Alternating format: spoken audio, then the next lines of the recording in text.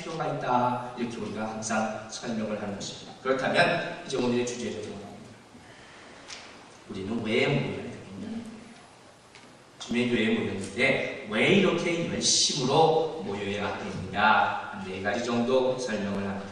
첫 번째 그 대답이 나오는데 바로 21절의 내용입니다.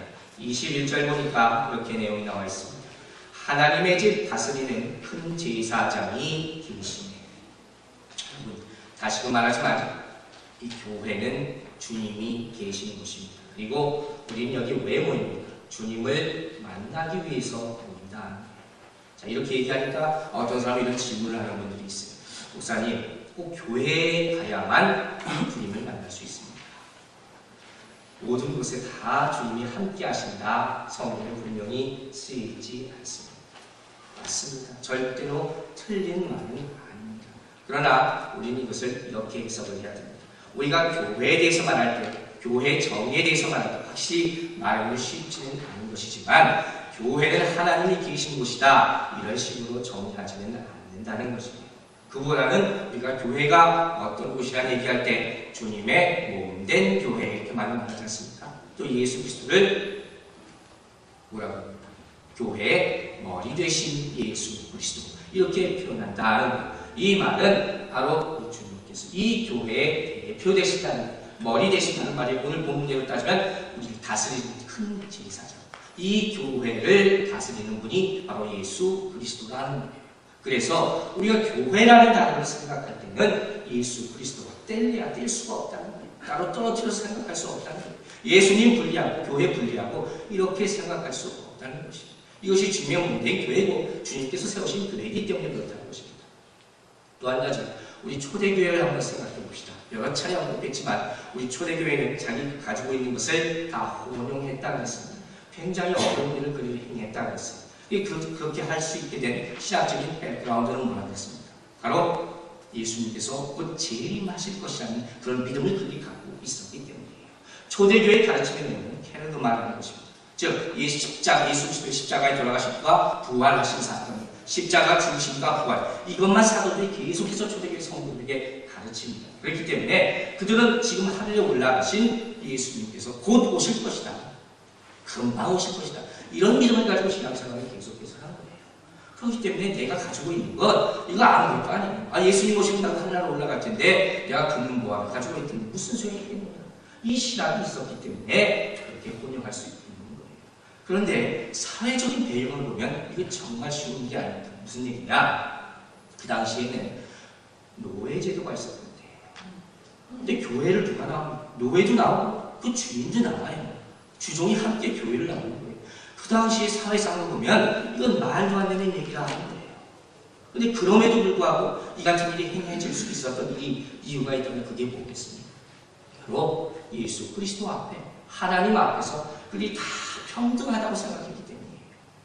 돈이 많든지 적든지 간에 지가 높든지 낮든지 간에 학문이 깊든지 얕든지 간에 예수 그리스도 앞에 오면 그분이 계시는 그분의 말씀 듣는 교회 안에 오면 우리는 다 평등하다는 거예요. 그렇기 때문에 그와 같은 교회 생활을 할 수 있게 되는 거예요. 그러니 나도 그런 주님을 바라고 믿게 되는 것이고 나 아니고 다른 어떤 사람들도 종이건 주인건 상관없이 동일한 서로 불평이 없는 하나님을 예수님을 섬길 수 있게 되는 거예요. 그럼 이러한 일이 가능했다는 겁니다. 여러분 다시금 말합니다. 교회를 하나님을 믿는 사람들이 모이는 곳이라 했습니다.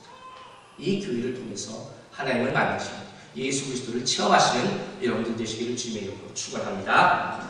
자, 두 번째로 우리가 왜 또 모여야 하겠느냐 22절의 내용에 이런 말이 나왔습니다. 우리가 마음에 뿌림을 받아 양심의 악을 깨닫고 몸을 맑은 물로 씻었으니 이게 무슨 무엇을 의미하는 것이냐? 요즘 세상을 보면 벌써 오래됐지만 교회가 타락했다고 손가락질들을 참 많이 합니다.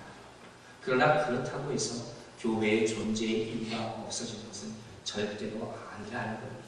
믿지 않는 사람들, 교회에 대해서 부정적으로 생각을 가진 사람들이 교회가 이렇고 저렇고 아무리 얘기를 많이 한다 할지라도 그것으로 말미암아 교회의 존재 이유가 없어지는 것은 절대로 아닙니다. 그보다 오히려 우리는 교회에 와서 주님의 말씀을 듣고 또 우리가 믿으면 본이 되는 성도들의 모습을 보고 또 교제를 하면서 내가 세상에서 힘들었던 거 있지 않습니까?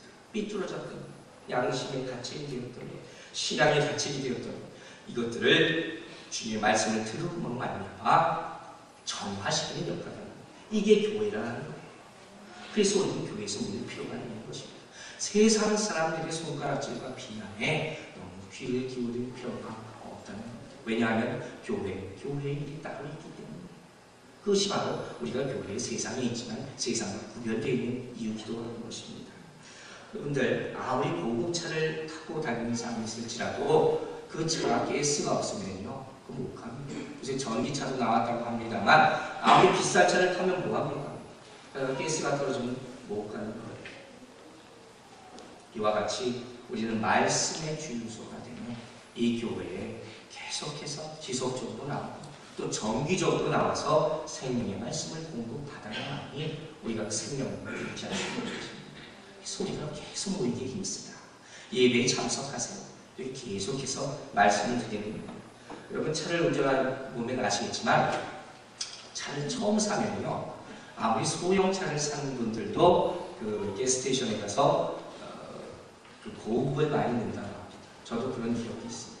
그런데 좀 몰고 다니다가 차가 좀 낡아지고 에이 내가 무슨 고급을 넣나 그런 생각이 들 때쯤이 되면 그때부터는 그냥 낮은 등급의 가스를 계속 넣는다는 거예요. 근데 그러다가도 가끔 가다가 내가 지금 가스 주입하려고 기다리고 있는데 어떤 차가 옆에 와서 딱 써가지고 딱 고급을 딱 넣고 있으면요 나도 모르게 나도 오늘 저거 한번 넣어볼까 하는 생각이 들 때가 있어요. 또 때때로 이 기름 넣는데 항상 거의 끝날 때까지 기다리는 사람이 있지 않습니까? 거의 간질간질 날 때까지 나는 그래야지 속이 풀린다는 걸 느꼈어요. 아슬아슬한 긴장감을 느끼면서 운전을 하고 그런 분들도 때로는요 뭐 여행을 가거나 이럴 때는 오늘 좀 편안하게 운전해보고 싶다 하는 마음 가질 때 있어요. 그럼 그때 또 훌러 또 넣는 거예요.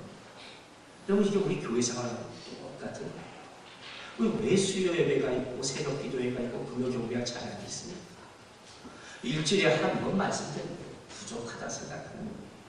본인이 충분하다 생각하면 어쩔 수 없겠지만 나는 그렇지 않다 생각하는 분들은 또 자주 나와서 주의 말씀을 듣고 또 찬양하고 또 교제를 나누고 안부하고 이름으로써 내가 텅 빈 가슴 하고 채워질 수 있는 겁니다. 여러분 이건 누구도 부인할 수 없는 사실이에요. 이게 믿음이에요. 다른 것을 믿음의 불을 찾지 마시라.